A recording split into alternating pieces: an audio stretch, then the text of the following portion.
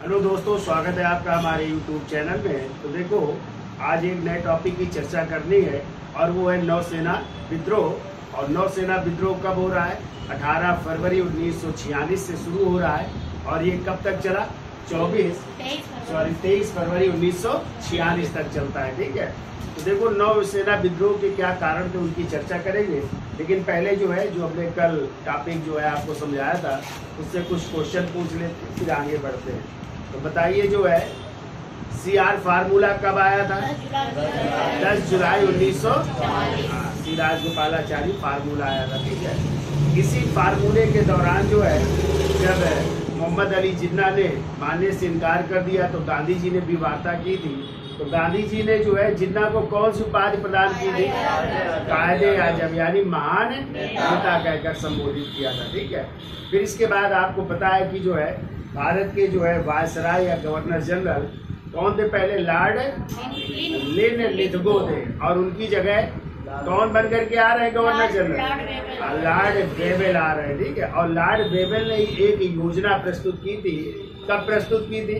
14 जून 1945 को। ठीक है, और इस योजना को क्या कहते हैं? वेवेल योजना कहा जाता है। और इस वेवेल योजना के समय पूछा जा सकता है ब्रिटेन के प्रधानमंत्री कौन थे? विंस्टन चर्चिल थे। और यदि आ जाए भारत सचिव कौन थे? भारत मंत्री कौन थे? तो लॉर्ड एमरी थे। कौन थे?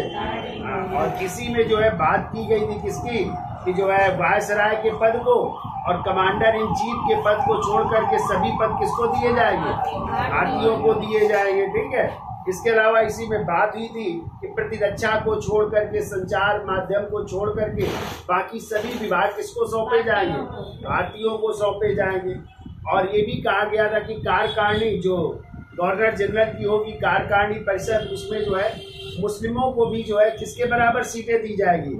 हिंदुओं के बराबर सीटें जो है दी जाएंगी। ठीक है, और ये भी कहा गया था कि जैसे युद्ध समाप्त होगा तो युद्ध समाप्ति के बाद जो है भारतीय अपना क्या बनाए?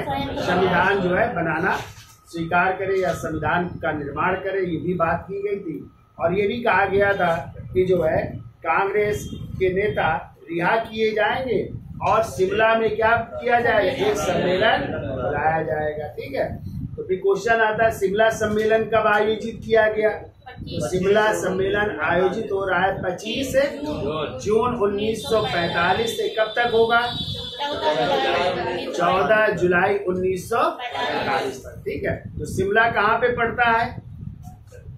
हिमाचल प्रदेश में पड़ता है ना। तो शिमला में जो है सम्मेलन आयोजित किया जा रहा है। कौन थे भारत के वायसराय? लॉर्ड कौन थे? वेवेल। ठीक है, और इस शिमला सम्मेलन में जो है कांग्रेस के नेताओं को बुलाया गया, मुस्लिम लीग के नेताओं को बुलाया गया, मतलब हर दल के नेताओं को बुलाया जा रहा है। तो कितने प्रतिनिधियों ने भाग लिया था? 21। कितने? 21, यानी 21 प्रतिनिधि इसमें शामिल हुए थे। जबकि गांधी जी इस जो है शिमला सम्मेलन में भाग नहीं लेते, जबकि वो इस समय कहाँ पे उपस्थित थे? शिमला में ही उपस्थित थे, लेकिन उन्होंने इस सम्मेलन में भाग नहीं लिया था। ये भी आपको याद रखना है।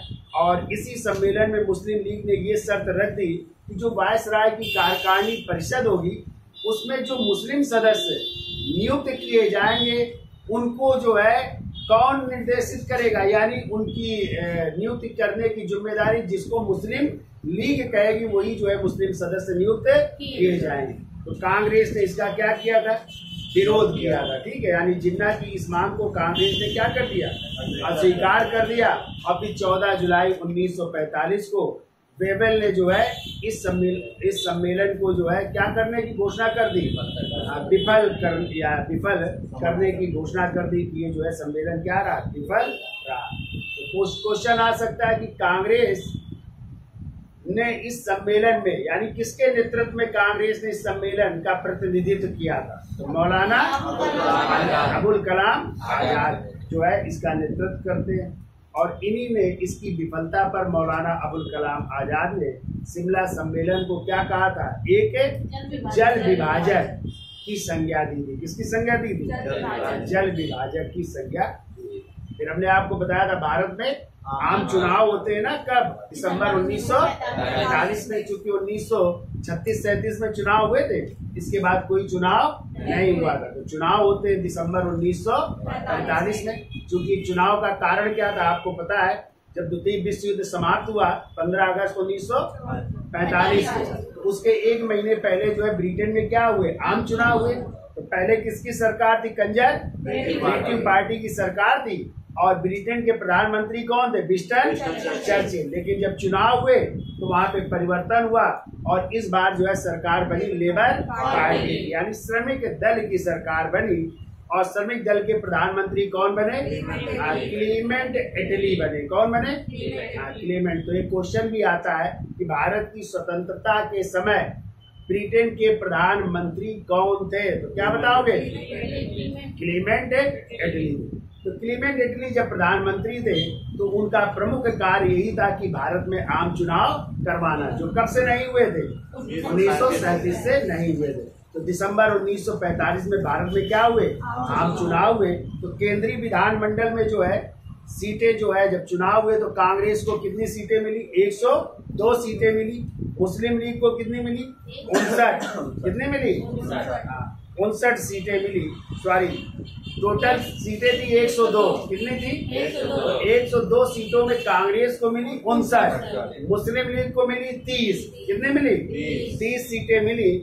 जबकि जो अकाली दल था उसको 2 सीटें, निर्दलियों को 3 सीटें और यूरोपियों को 8 सीटें प्राप्त हुई। ठीक है। और जो प्रांतीय चुनाव थे, तो 11 प्रांतों में चुनाव होते थे। तो आपने 37 के चुनाव पढ़े थे, तो कांग्रेस ने कितने प्रांतों में सरकार बनाई थी, 8 प्रांतों में बनाई थी। और उसकी सरकार 3 जगह नहीं बनी थी। तो हमने एक ट्रिक बताई थी, BSP याद रखिएगा, B से बंगाल, S से सिंध और P से पंजाब। तो वहां पे जो है मुस्लिम लीग और उनके सहयोगी दलों ने सरकार बनाई थी। लेकिन इस बार जो है उन 8 प्रांतों में तो कांग्रेस की सरकार बनी, लेकिन इनकी ना तो बंगाल में बनी कांग्रेस की, ना सिंध में बनी। लेकिन इन्होंने पंजाब में किसके साथ मिलकर के, अकाली दल और यूनियनिस्ट पार्टी के साथ मिलकर के कांग्रेस ने भी इस बार सरकार बनाई। कहाँ पे, पंजाब। कह सकते हैं कांग्रेस की 9 जगह सरकारें बन जाती है, 2 जगह नहीं बनती। कहाँ पे, ना तो बंगाल में ना तो सिंध में सरकार बनती है। ठीक है। तो ये आम चुनाव हो रहे हैं कब, 1946। और इसके बाद ही आपका आ रहा है कौन सा विद्रोह, नौसेना विद्रोह, जो कब हो रहा है, 18 फरवरी से 23 फरवरी 1946। तो इसका कारण क्या था, तो देखो रॉयल कमीशन एक था, नेवी का जो है रॉयल कमीशन, और इसमें जो है नेवी के प्रशिक्षण प्राप्त जो है, जो प्रशिक्षण ले रहे थे अधिकारी या सिपाही, उन्हीं में से एक जहाज था HMIS तलवार। क्या नाम था, जो HMIS तलवार की गैर कमीशन प्राप्त जो है, जो अधिकारी थे या जो सिपाही थे, उन्होंने क्या कर दिया, विद्रोह कर दिया। ठीक है। कब कर दिया, 18 फरवरी 1946 को। कहाँ पे कर दिया, ये जहाज था बम्बई में। कहाँ पे था, तो बम्बई में विद्रोह कर दिया। ठीक है। और विद्रोह का कारण क्या था, यानी विद्रोह के प्रमुख जो नेता थे, उनके विद्रोह के प्रमुख नेता, उनका नाम था MS खान। क्या नाम था, MS खान। ये प्रमुख नेता थे। तो इन्होंने कहा कि उस व्यक्ति को छोड़ा जाए, किस व्यक्ति को, BC दत्त को। किसे, BC दत्त को छोड़ने की मांग की, जिन्होंने जहाज पर क्या लिख दिया था, अंग्रेजों भारत छोड़ो लिख दिया था। तो इस कारण जो है BC दत्त को क्या कर लिया गया था, गिरफ्तार कर लिया गया था। चूंकि इन्होंने जहाज में क्या लिख दिया था, भारत छोड़ो, तो उनको गिरफ्तार कर लिया गया था। तो इनकी रिहाई की मांग की जा रही थी। ठीक है, कि BC दत्त को छोड़ा जाए। इसके अलावा और भी कारण थे, और वो कारणों में जो है मेन था नस्लीय भेदभाव। यानी अंग्रेज क्या करते थे, भारतीयों से भेदभाव करते थे। तो नस्लीय भेदभाव भी कारण था इस विद्रोह का। दूसरा जो है कारण इसका था जो है कि जो बेहतर भोजन नहीं मिलता था। क्या नहीं मिलता था, मतलब बेहतर भोजन या अन्य सुविधाएं भी इनको नहीं प्राप्त होती थी। और इन्हें जो है उच्च पदों पर भी प्रमोशन नहीं दिया जा रहा था। ठीक है। यानी प्रमोटेड भी नहीं किए जा रहे थे। तो इस तरह जो है कई कारण थे, बेहतर भोजन, नस्ली भेदभाव, इन सब की ये मांग कर रहे थे कि सबको समाप्त किया जाए। ठीक है, तो अंग्रेज अधिकारी थे एम किंग जो है, अंग्रेज अधिकारी, उनका नाम था किंग, एम किंग थे। उन्होंने क्या किया,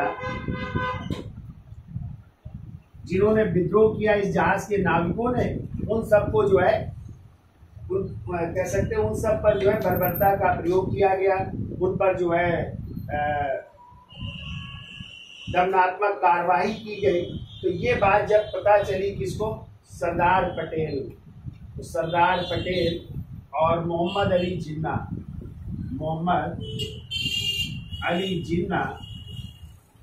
इन्होंने जो है इन नाविकों से क्या करने को कहा, आत्मसमर्पण करने को कहा। ठीक है, कहा कि आत्मसमर्पण कर दीजिए, नहीं तो ये ब्रिटिश सेना आप पर जो है जुल्म ढाएगी। इस कारण इन नाविकों ने जो है क्या किया, आत्मसमर्पण कर दिया। और लेकिन समर्पण करते हुए ये कहा कि हम जो है भारत के सामने समर्पण कर रहे हैं। किसके सामने, भारत के सामने समर्पण कर रहे हैं, ना कि ब्रिटेन के सामने, ना कि ब्रिटेन के सामने। क्वेश्चन आता है कि किसके कहने पर इस जहाज के नाविकों ने आत्मसमर्पण किया, तो सरदार पटेल और किसके कहने पर, मोहम्मद अली जिन्ना के कहने पर। ठीक है, तो कब ये विद्रोह हुआ, 18 फरवरी 1946 को, और कब तक चलता रहा, 23 फरवरी 1946 को। यानी इन नाविकों ने कब समर्पण किया, 23 फरवरी 1946 को। इस तरह ये विद्रोह क्या होता है, समाप्त होता है। ठीक है, इतना आपको याद रखना है। तो डेट ज्यादातर पूछी जाती है कि नौसेना विद्रोह कब शुरू हुआ, तो कब शुरू हुआ, 18 फरवरी 1946। किस जहाज के नाविकों ने किया, आपको ये जहाज भी याद रखना, क्या नाम था, HMIS तलवार के जो जहाज के नाविक थे, उन्होंने जो है ये विद्रोह किया। ठीक है, तो इसको लिख लीजिए, डिटेल में दिखा देते हैं, इसका स्क्रीन शॉट ले लो, फिर आगे चलते हैं।